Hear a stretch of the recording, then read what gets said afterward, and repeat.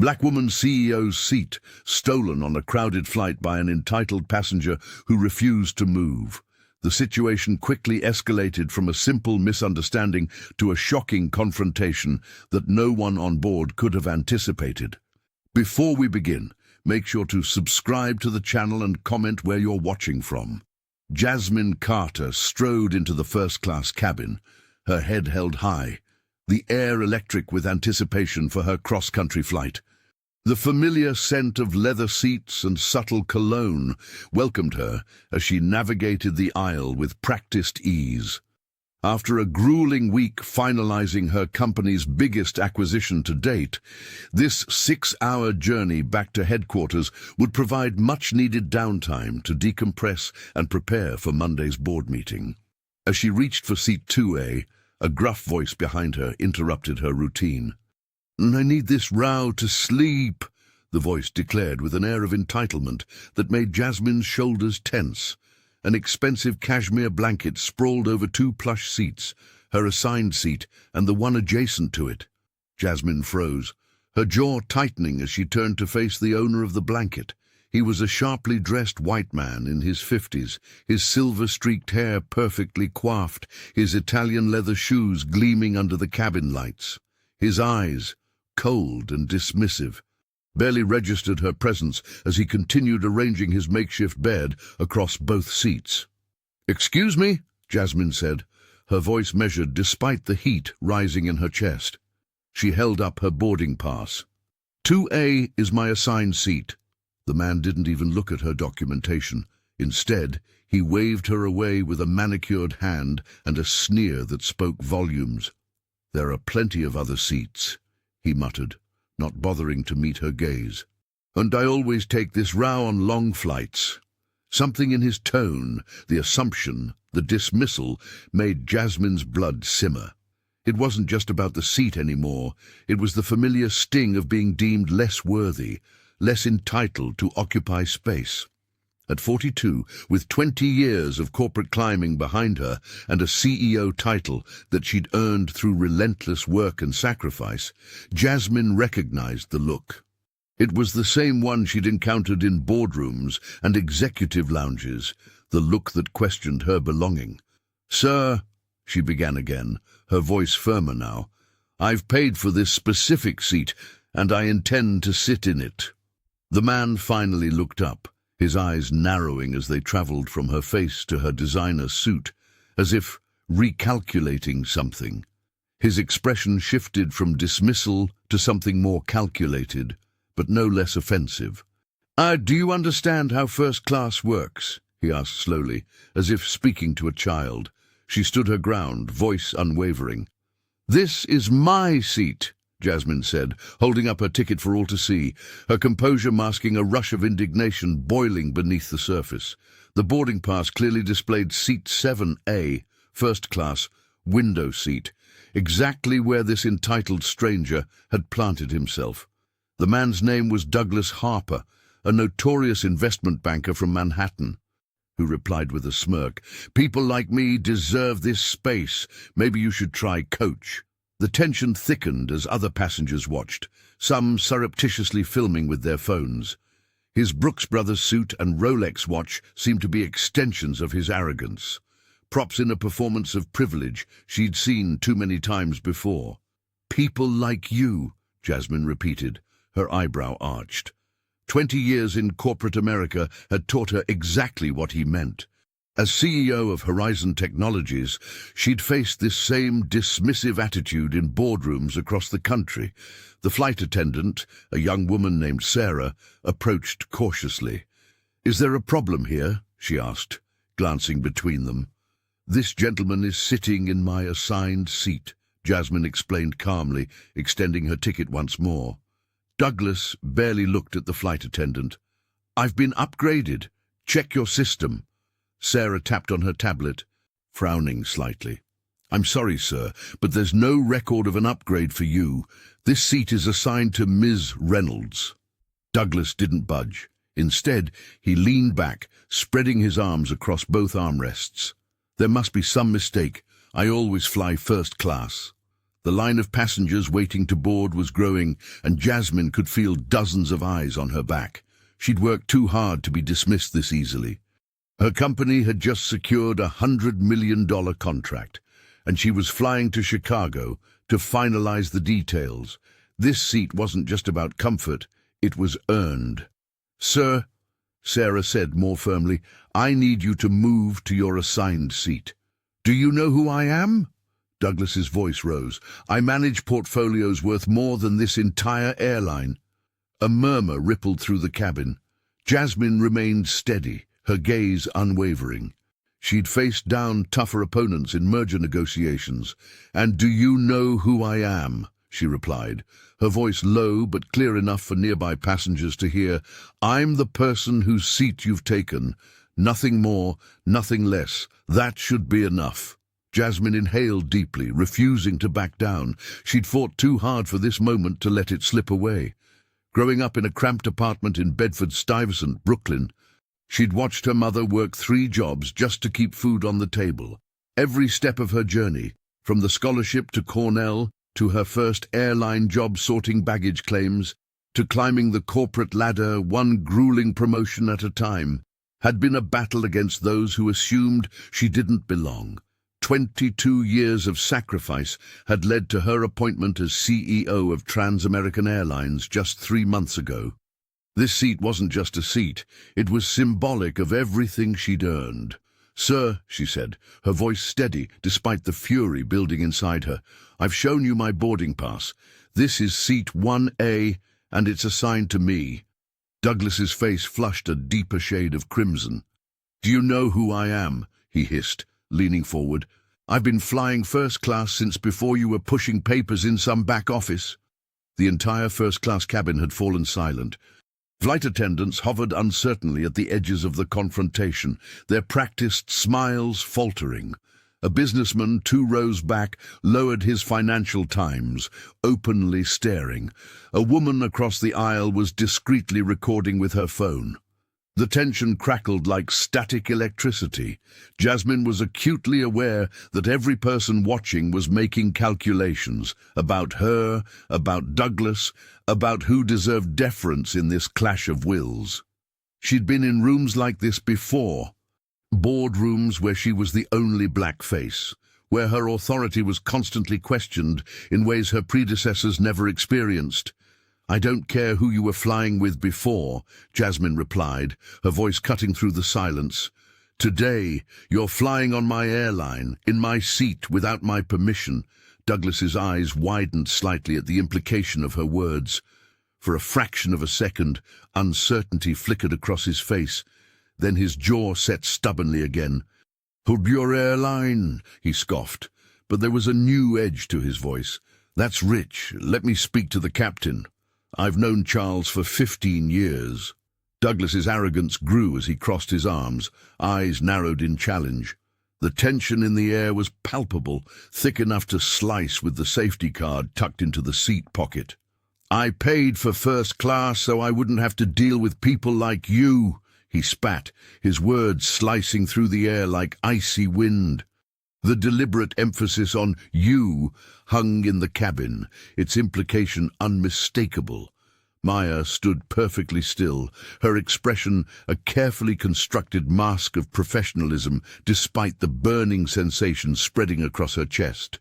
20 years of navigating corporate America had taught her to recognize this particular brand of entitlement. She'd encountered it in boardrooms, at industry events, and now, apparently, at 35,000 feet. A ripple of discomfort spread among the passengers. The businessman in 3C suddenly became fascinated with his phone. The elderly couple by the window exchanged knowing glances. Some shook their heads in disbelief, but no one spoke up, fearing the storm brewing in their midst. The collective silence felt like complicity. "Sir," the flight attendant finally intervened, her voice strained as she attempted to maintain her customer service smile. "Perhaps we could—" "Perhaps nothing," Douglas interrupted, his voice rising. "I know my rights as a customer. I've been flying this airline for 15 years, and I expect certain standards." Maya took a deep breath. counting silently to 5 as she'd learned in executive coaching. She could feel the eyes of everyone in first class on her, waiting to see how she would respond. The weight of representation was familiar, being not just herself, but somehow standing in for all black women in professional spaces. "Let me be very clear," Maya said, her voice low but carrying, "I am not asking for special treatment. I am simply requesting the seat I reserved and paid for, just as anyone else would." Douglas scoffed, adjusting his posture to take up even more space in her seat. "Well, I'm comfortable where I am, and I don't see the problem. There are plenty of other seats." The flight attendant's smile had completely vanished now, replaced by a look of genuine concern as she glanced toward the front of the plane, where the captain had appeared in the cockpit doorway, observing the situation with growing interest. Something in his expression suggested this confrontation was about to take an unexpected turn. Jasmine steadied herself, drawing a deep breath as her mother's words echoed in her mind. "Never let anyone tell you where you belong." Those words had carried her through college, through her MBA program, through every boardroom where she was the only black woman present. They would carry her through this moment too. She straightened her shoulders and looked Douglas directly in the eye, her voice calm but firm. "This seat is mine. I expect the same respect I'm showing you," she repeated, refusing to raise her voice or show the anger bubbling beneath her composed exterior. Douglas snorted, deliberately amplifying his voice so the entire cabin could hear. "Respect is earned, and you haven't earned anything from me." His words hung in the air, their cruelty leaving a bitter sting in the silence that followed. Several passengers shifted uncomfortably in their seats. A woman 3 rows back audibly gasped. Jasmine felt dozens of eyes on her, waiting to see how she would respond. The weight of those stares was familiar, the expectation that she would either explode in anger, confirming some stereotype, or shrink away in defeat. She would do neither. "My ticket earned me this seat," Jasmine replied evenly. "My work earned me the means to purchase it, and my dignity demands that I occupy it."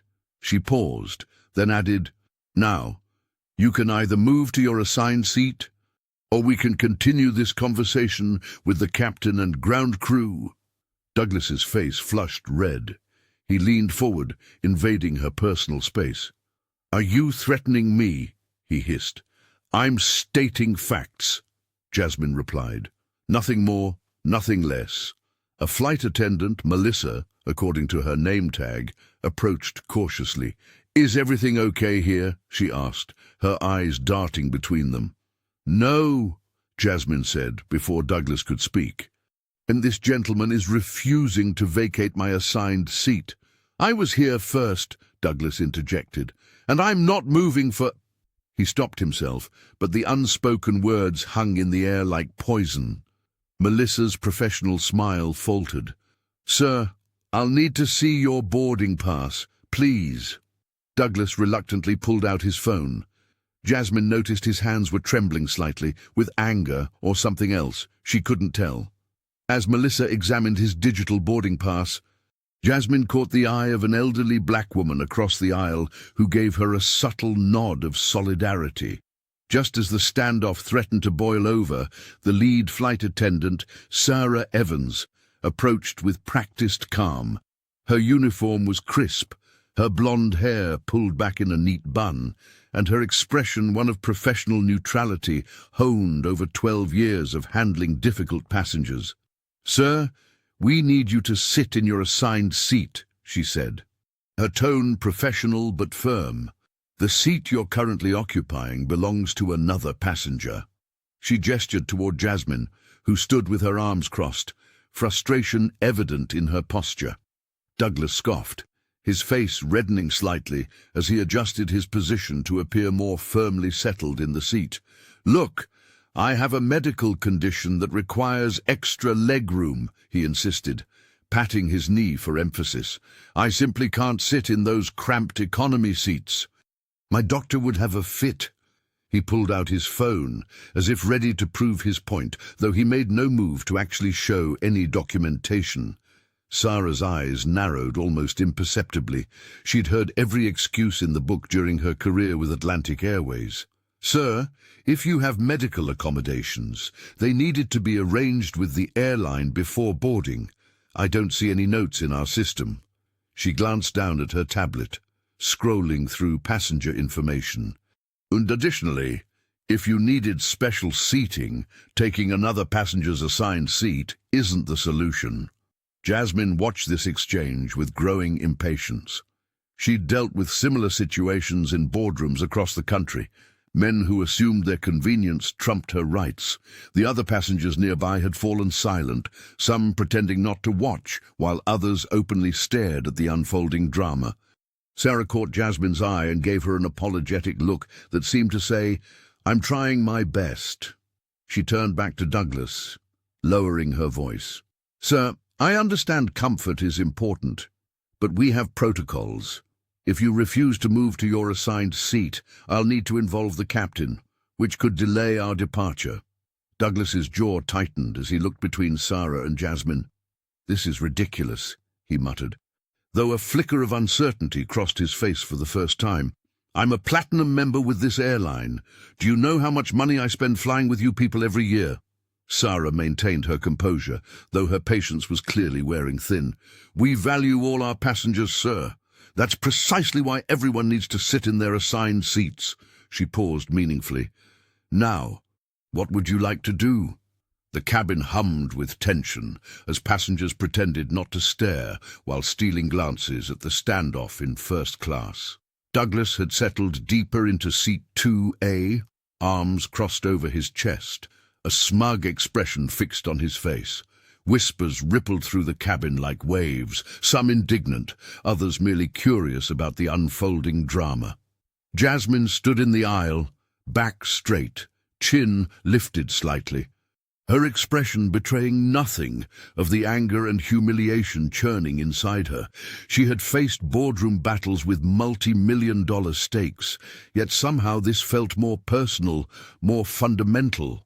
"Sir, I've shown you my boarding pass," she said, her voice steady but carrying enough to be heard by nearby passengers. "That is my assigned seat." Douglas merely shrugged, spreading his travel blanket across the armrest as if marking territory. "Look, I'm comfortable now. There are plenty of other seats." He gestured vaguely toward the back of the plane without looking up from his phone.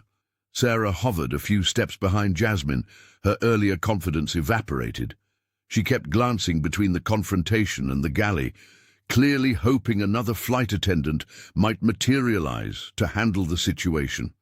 The young woman's discomfort was palpable as she shifted her weight from one foot to the other. Around them, the cabin had grown unusually quiet. The typical pre-flight chatter had died down as passengers became unwitting spectators. A woman across the aisle caught Jasmine's eye and offered a small, sympathetic nod. Two businessmen in the row behind Douglas exchanged meaningful glances, their disapproval evident, but their intervention non-existent. What had begun as a simple seating mix-up had transformed into something far more significant, a public test of will, of dignity, of who would be forced to yield. For Jasmine, backing down meant more than losing a comfortable seat. It meant accepting that someone could simply take what was rightfully hers because they felt entitled to it. The symbolism wasn't lost on her, nor on many of the watching passengers. Douglas pointedly adjusted his blanket again, spreading it further across the empty seat beside him, a silent declaration that he had no intention of moving. His eyes briefly met Jasmine's in challenge before he deliberately returned to scrolling through his phone, dismissing her presence entirely. A young man with dark-rimmed glasses about 4 rows back suddenly stood up, his voice cutting through the tension like a knife. "Wait a minute, isn't that Jasmine Carter, CEO of Continental Skies?" The cabin fell silent for a heartbeat before a ripple of murmurs spread through the plane. Every eye turned toward Jasmine, recognition dawning on many faces. Several passengers pulled out their phones, no doubt searching her name or trying to snap discreet photos of the confrontation. "Oh my God, it is her!" a woman whispered loudly enough for everyone to hear. "I saw her on the cover of Business Weekly last month." An older gentleman nodded vigorously. "My retirement portfolio has tripled since she took over Continental. The woman's a genius." Jasmine maintained her composure, though her shoulders straightened almost imperceptibly. She hadn't wanted to play this card, had spent her entire career being recognized for her work, rather than using her title as leverage. But the collective recognition seemed to shift the energy of the cabin in her favor. Douglas's expression flickered, confidence momentarily replaced by uncertainty. His eyes darted around the cabin, taking in the changed atmosphere and the now hostile glances directed his way. For a split second, it seemed he might reconsider his position, but then his jaw tightened and his face flushed a deeper shade of red. "I don't care who she is," he declared, voice rising to drown out the murmurs. "CEO, celebrity, whatever. The rules don't change for anyone. I'm not moving." He crossed his arms over his chest and leaned back in the seat, her seat, with exaggerated casualness. "Sir," the flight attendant began again, her tone now edged with steel, "this isn't about who Ms. Carter is. This is about respecting assigned seating and following basic protocol. Then why is everyone suddenly on her side now that they know she's some hotshot?" Douglas shot back, gesturing wildly. "If she was just another passenger, you'd all be telling her to take another seat and stop holding up the flight." A chorus of disagreement rose from the surrounding passengers. The atmosphere had shifted completely. What had started as an awkward confrontation between two travelers had transformed into a public referendum on entitlement and respect, with Douglas rapidly losing support with every word he spoke. Jasmine offered a small, knowing smile, refusing to argue further. She simply said, "Then I suppose we'll wait and see," her words ringing with the quiet confidence of someone who understood true power. There was no need to raise her voice or make a scene. Years of navigating corporate boardrooms had taught her that sometimes the most powerful move was stillness, a lesson Douglas had clearly never learned. Douglas shifted uneasily in the seat, her seat, his fingers drumming against the armrest. Something about her calm demeanor unsettled him far more than any outburst would have. The balance of the cabin was tilting inexorably away from his control. For the first time since boarding, he sensed the limits of his influence, like a man who'd been bluffing at poker only to realize his opponent held all the aces. "Ma'am, is everything all right?" A different flight attendant approached, this one older with salt and pepper hair and a name tag reading Marcus. His eyes darted between Jasmine standing in the aisle and Douglas occupying her seat. "Actually," Douglas began, but Marcus wasn't addressing him. "I'm fine, thank you," Jasmine replied. There seems to be a seating misunderstanding that your colleague is working to resolve." Several passengers nearby had stopped their pre-flight routines to watch the situation unfold. A woman across the aisle caught Jasmine's eye and gave her a subtle nod of solidarity. Two businessmen in the row behind exchanged knowing glances. Douglas cleared his throat. "Look, I don't want to cause problems. Sir, no one's asking you to cause problems," Marcus interjected smoothly. "We're simply trying to ensure everyone is in their assigned seats before takeoff." The cabin felt warmer now, the recycled air heavy with tension. Douglas loosened his tie and took a sip from his water bottle. His earlier bravado was evaporating under the weight of collective scrutiny. "The captain has been informed of a seating issue," Marcus continued, his professional tone betraying nothing. "Standard protocol in these situations." Jasmine remained perfectly still, her designer handbag clutched in one hand, her boarding pass in the other.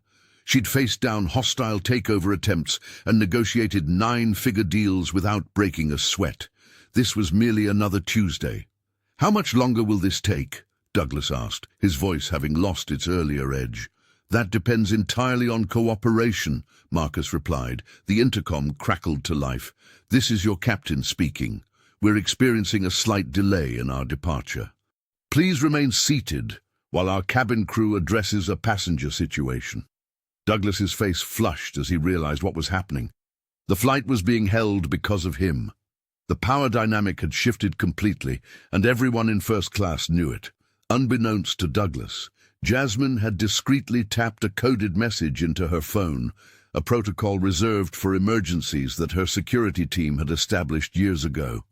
With subtle movements that wouldn't draw attention, her fingers danced across the screen, sending an alert that would trigger a carefully orchestrated response. Within seconds, the plane's Wi-Fi network flickered once, twice, and then died completely, leaving Douglas cut off from his digital lifeline to the outside world. "What the hell?" Douglas muttered, tapping aggressively at his screen. The little spinning wheel just kept turning, his important email frozen in digital limbo. He looked around, noticing other passengers beginning to check their devices with growing confusion. Jasmine kept her expression neutral, though a hint of satisfaction flickered across her features momentarily.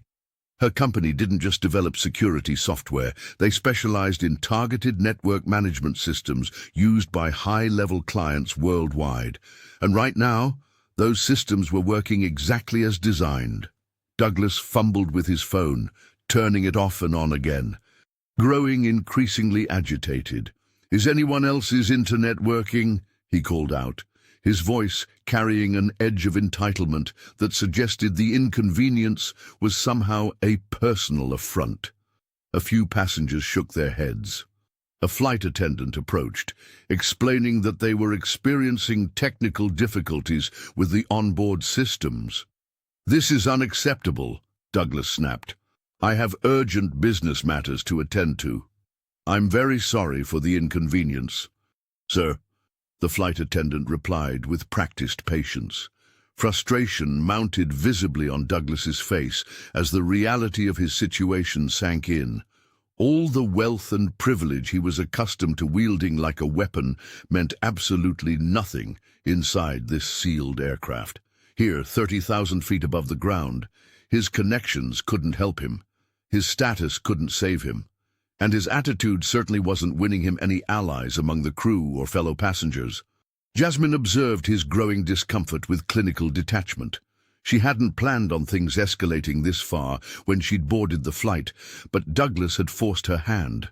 Now, isolated from his digital resources and trapped in a metal tube hurtling through the sky, perhaps he'd finally understand what it felt like to be powerless, to have something rightfully yours taken away without justification. Sarah and Marcus exchanged a brief, knowing glance as their phones simultaneously lit up with the same notification. The airline's internal messaging system had just confirmed what they already suspected. Jasmine had officially filed an incident report. Neither flight attendant changed their expression or made any sudden movements that might tip off Douglas. They had been trained for situations like this, not specifically entitled passengers stealing seats, but the broader category of maintaining cabin order while de-escalating tension. Marcus gave Sarah an almost imperceptible nod as he continued his pre-flight preparations, moving toward the front galley while maintaining a clear line of sight to row 3. Douglas was now gripping his phone so tightly that the veins on the back of his hand protruded like rivers on a topographical map. His knuckles had turned white, and Sarah noticed a slight tremor in his fingers as he scrolled furiously through something on his screen. The man's face had taken on a deeper shade of crimson that extended from his neck to his hairline, a visible manifestation of his mounting frustration. What made it all the more striking was the contrast between his barely contained rage and Jasmine's composed demeanor. Jasmine sat in her aisle seat, the one she had rightfully purchased, with her hands folded neatly in her lap. Her breathing remained steady, her shoulders relaxed. She had positioned her designer handbag beneath the seat in front of her and placed her tablet on the tray table, displaying what appeared to be quarterly financial projections. The only indication that she was aware of Douglas's glare was the slight upward tilt of her chin and the deliberate way she refused to acknowledge his presence. "Would you like a glass of water, sir?" Sarah asked Douglas, strategically inserting herself between his line of sight and Jasmine. She knew from experience that offering a simple courtesy could sometimes break a passenger's negative thought spiral. Not this time, though. "What I'd like," Douglas hissed through clenched teeth, "is for someone to explain why I'm being treated like a criminal when all I did was take an empty seat." His voice had dropped to a dangerous whisper, but the surrounding passengers had already begun to notice the tension. A young woman across the aisle was surreptitiously recording with her phone, while an elderly gentleman 2 rows ahead had twisted around to observe the unfolding drama. Marcus returned with the captain's authorization form discreetly tucked into his uniform pocket. They now had official permission to proceed with the next steps if Douglas's behavior continued to escalate. Sarah caught her colleague's eye again. The situation was balanced on a knife's edge, and they both knew it.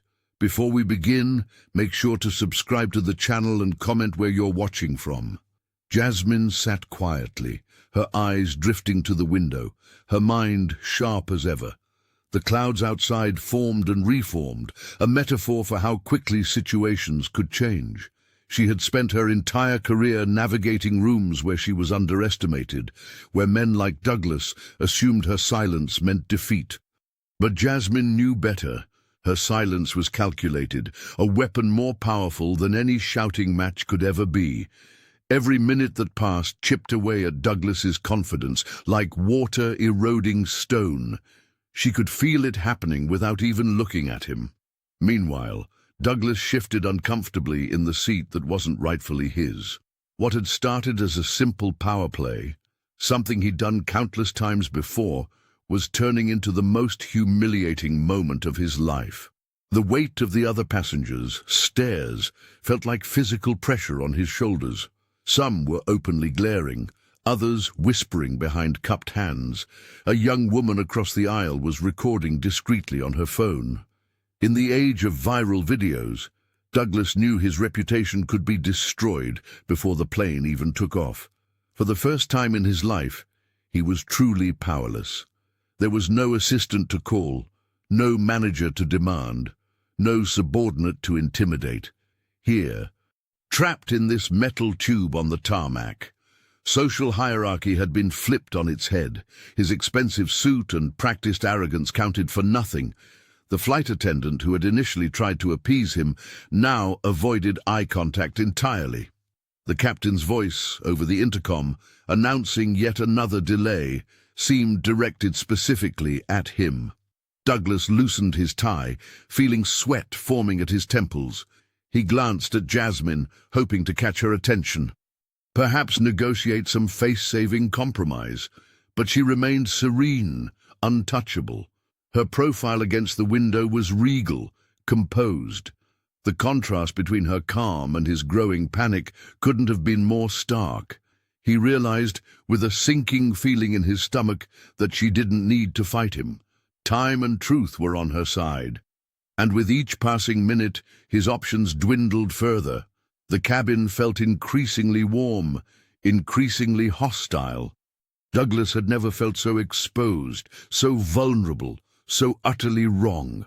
Unable to stand the scrutiny any longer, Douglas shot to his feet, nearly shouting, "I want off this plane, now!"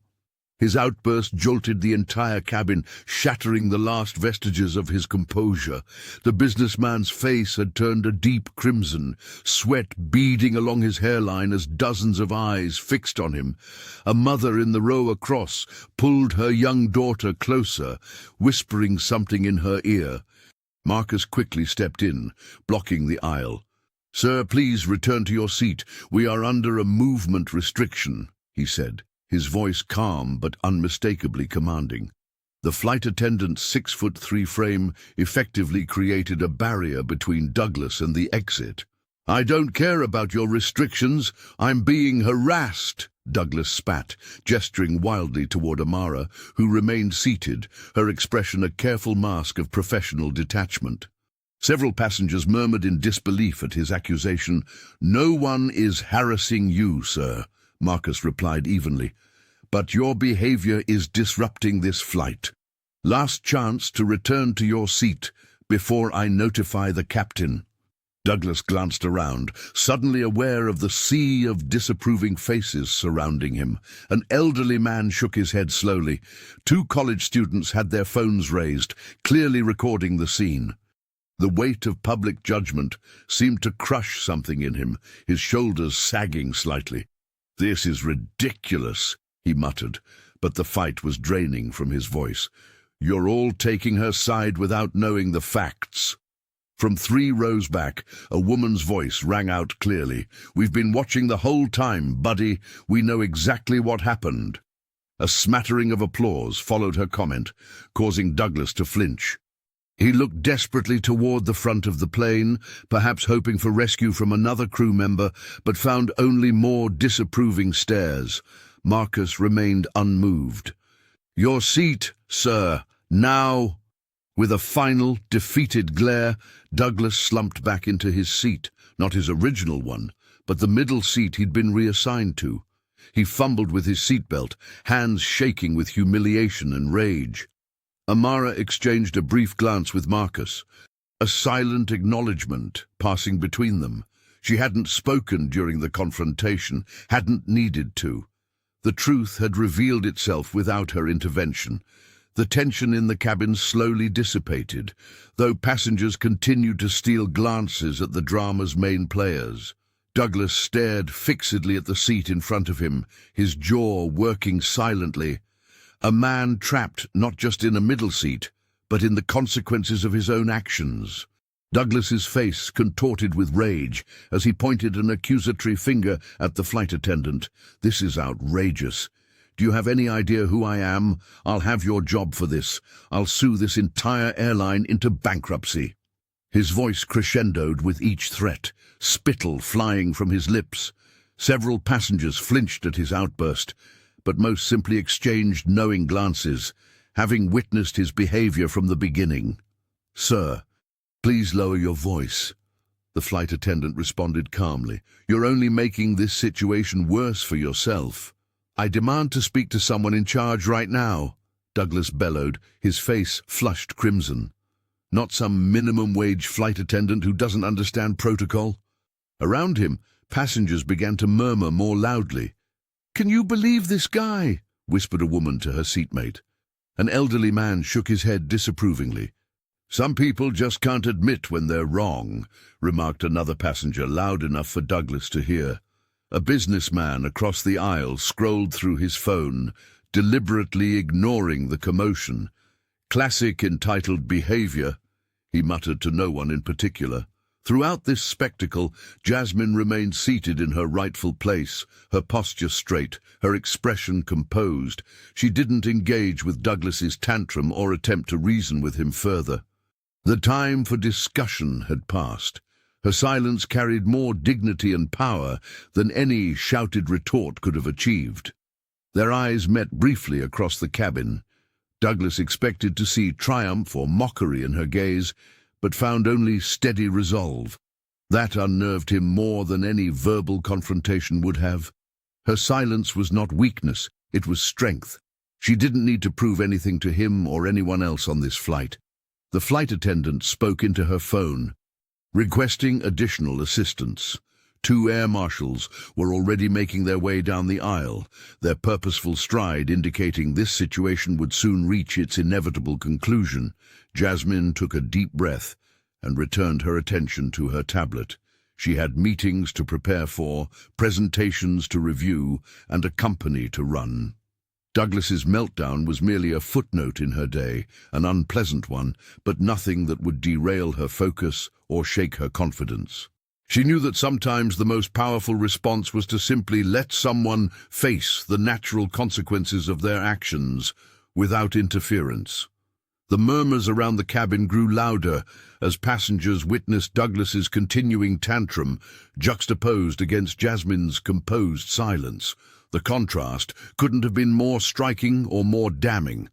Marcus maintained his professional composure, but his voice carried a firm edge that left no room for negotiation. "Sir, I need to make something very clear. Any further disruption to this flight will result in immediate security intervention. We have protocols in place for unruly passengers, and I'm authorized to implement them if necessary." His eyes locked with Douglas's, communicating that this was not an idle threat. Douglas felt the weight of dozens of eyes boring into him. The entire first-class cabin had fallen silent, all attention focused on this confrontation. He glanced around, searching for any sympathetic face, but found none. Even the businessman who had initially seemed to support him was now studiously avoiding eye contact, suddenly fascinated by the safety card in the seat pocket. For a moment, Douglas considered doubling down. He'd never backed away from a fight in his life, but something in Marcus's unwavering stance made him hesitate. The flight attendant wasn't bluffing. Douglas could see that clearly now. The realization that security might actually remove him from the plane, possibly in handcuffs, finally penetrated his anger. His shoulders sagged almost imperceptibly. The fight drained from him, replaced by a bitter cocktail of humiliation and resentment. Without another word, he turned and dropped heavily into his assigned seat, the one he had so vehemently rejected minutes earlier. The cabin remained quiet as passengers processed what they'd witnessed. Douglas stared fixedly out the window, his reflection showing a face flushed with anger. His knuckles turned white as he gripped the armrests, physically restraining himself from any further outburst. What bothered him most wasn't just the public dressing down, but the dawning awareness that he had completely lost control of the situation. He, Douglas Whitman, who prided himself on always being in command, had been outmaneuvered and exposed. The realization was like acid in his stomach. From across the aisle, Amara watched him with a mixture of relief and lingering tension. She could see the fury radiating from him, but also something else, a wounded pride that made him seem suddenly smaller, less threatening. The confrontation was over, at least for now, but the atmosphere remained charged with unresolved tension. As the plane began to taxi again, passengers gradually returned to their conversations and devices, though many kept stealing glances at both Amara and Douglas. The incident would certainly give them something to talk about when they landed in Atlanta, a drama more entertaining than whatever in-flight movie had been planned. A woman across the aisle could no longer contain her frustration. She'd been watching the entire ordeal unfold, her patience evaporating with each passing minute. "You're the one causing all this trouble," she called out, her voice cutting through the tense atmosphere like a knife. "Just give her the seat she paid for." Her words hung in the air for a moment before several passengers nodded in agreement. The murmurs of support for Amara grew louder, spreading through the cabin like wildfire. Douglas's face flushed a deeper shade of red as he realized the tide had turned against him. "You don't understand," he stammered, looking around desperately for allies but finding none. "I always sit in this row. It's not about the seat itself, it's about the principle."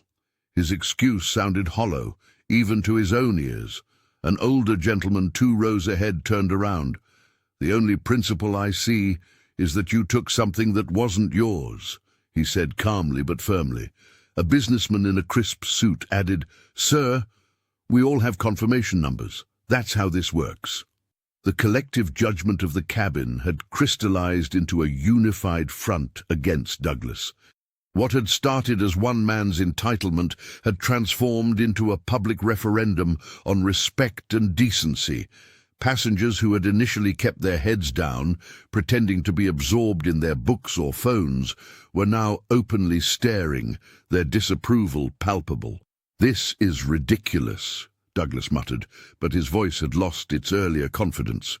He shifted uncomfortably in the seat that wasn't his, trapped not just by the confines of the airplane, but by the weight of dozens of condemning gazes. For perhaps the first time, he was experiencing what it felt like to be completely alone while surrounded by people. The very feeling he had inflicted on Amara moments earlier. The flight attendant returned, having conferred with the captain. Her expression was unreadable as she approached their row again, but there was a new determination in her stride. The cabin fell silent once more, everyone sensing that this standoff was reaching its inevitable conclusion. Douglas looked up at her, his expression a mixture of defiance and the dawning realization that he had miscalculated badly. Jasmine turned her gaze toward the window, watching as ground crew members scurried about on the tarmac below. The setting sun cast long shadows across the airfield, painting everything in hues of amber and gold. She felt no surge of victory, no urge to gloat. What she experienced instead was a quiet, steady certainty, the kind that comes from knowing you've honored your own boundaries. Her breathing had returned to normal now, her heartbeat no longer drumming against her ribs. The confrontation had never been about winning. It had been about refusing to be diminished. 3 rows behind her, Douglas sat with his spine unnaturally straight, as though someone had replaced it with a steel rod. His fingers gripped the armrests so tightly that his knuckles had blanched to the color of bleached bone. The woman beside him had attempted small talk twice before giving up, sensing the storm cloud of his mood. Every few minutes, his eyes would drift toward the back of Jasmine's head, visible just above the seat, before darting away again. The weight of dozens of judging stares still pressed upon him, though most passengers had returned to their books and devices. What bothered him most wasn't the public embarrassment, though that stung sharply enough, but the creeping realization that he might have been wrong. This thought remained half-formed, pushed down whenever it threatened to fully materialize. A flight attendant passed by, offering Douglas a sympathetic smile that somehow made everything worse. He wanted to explain himself, to tell someone that he wasn't normally like this, that he'd had a terrible week, that his father had always taught him to take what he wanted in life. The words died before reaching his lips. The truth was simpler and harder to face. He had assumed his convenience mattered more than her dignity. The realization sat like a stone in his stomach. Jasmine pulled out her laptop, deciding to use the remaining minutes before takeoff productively. As her fingers moved across the keyboard, finalizing notes for tomorrow's presentation, she felt something settle within her, a renewed commitment to the space she occupied in the world, both literally and figuratively. She had defended that space today, not with anger or volume, but with the quiet insistence that she belonged exactly where she was. At that moment, a tall man in a navy suit strode down the aisle, his presence commanding instant attention. The cabin fell silent as he approached. It was Samuel Price, the airline's vice president of operations, who happened to be on this particular flight. Vanessa recognized him from company events, though they'd never formally met. His expression was stern, his posture rigid with authority. The flight attendant straightened up immediately, clearly aware of who had just entered the situation. "Mr. Douglas," Samuel said, his voice carrying throughout the now silent cabin, "I believe there's been a situation here that requires immediate resolution." He glanced briefly at Vanessa, giving her a respectful nod before turning his full attention back to Douglas. "I've been briefed on what's happening, and I want to be absolutely clear. You need to return to your assigned seat immediately, or we'll have to take further action." Douglas's face flushed red. He looked around for support but found none. The other passengers were watching intently, many recording with their phones. Someone whispered, "That's the VP of the whole airline. Do you know who I am?" Douglas attempted one last time, his voice noticeably less confident. "Yes, sir, I do," Samuel replied evenly. "You're a passenger who's been assigned seat 23C, and right now you're in seat 4A, which belongs to Miss Johnson, our Chief Executive Officer." He paused, letting his words sink in. "This isn't a negotiation, Mr. Douglas. Return to your assigned seat immediately." The message was crystal clear. Douglas had no more moves left. The cabin remained silent as everyone waited for his response. Vanessa stood calmly, her dignity intact despite the ordeal. She caught the eye of the young girl who'd been watching earlier and gave her a subtle wink. Whatever happened next would be a lesson for everyone witnessing this moment, about respect, about consequences, and about standing your ground when you know you're right. The cabin remained silent as Douglas shuffled back to his original seat, his face flushed with humiliation. The other passengers pretended not to watch, but their sidelong glances told a different story. He slumped into his economy seat, jaw clenched, refusing to make eye contact with anyone. The entitlement that had fueled his actions moments ago now sat like a lead weight in his stomach, replaced by the bitter taste of public comeuppance. Samuel unbuckled his seatbelt and approached Jasmine, leaning in slightly so other passengers wouldn't overhear. "Ms. Wilson, on behalf of Atlantic Airways, I want to personally apologize for what happened. This isn't the experience we want for any of our passengers, especially our most valued ones." His voice carried genuine regret, not the rehearsed corporate apology she'd heard countless times before. Jasmine offered a gracious nod. "I appreciate that, Samuel. Thank you for handling it professionally." She didn't smile. She didn't need to. Her dignified response spoke volumes about her character. As the plane prepared for takeoff once more, Jasmine settled into seat 2A, her rightful place. She pulled out her tablet, returning to the presentation she'd been working on before the interruption. The cabin's atmosphere gradually shifted from tense to normal as passengers resumed their pre-flight routines. A flight attendant discreetly brought Jasmine a glass of sparkling water with lemon, a small gesture of apology that didn't require words. Several rows back, Douglas stared out the window, watching ground crew members finish their work. His reflection in the plexiglass showed a man struggling to process what had just happened. The sting of being escorted back to his seat in front of a plane full of strangers would linger long after this flight ended. He pulled out his phone, perhaps to distract himself, perhaps to compose an angry email to someone who might listen, but then he simply turned it off and slipped it into his pocket. Jasmine, meanwhile, had already refocused. The incident was behind her. Another in a long line of obstacles she'd overcome with grace and determination. As the engines roared to life, she made a final edit to her presentation, completely unfazed. Tomorrow's meeting would go perfectly, just as she'd planned. Nothing, not even entitled passengers, could derail her momentum now. The aircraft touched down with a gentle thud, but inside, a storm had already broken across the internet. By the time passengers began collecting their belongings, the video of Douglas Whitman's entitled meltdown and Jasmine's unwavering poise had been viewed over 2 million times. Airport staff discreetly informed Jasmine that her name was trending nationwide, her composed response to blatant discrimination resonating with people from all walks of life.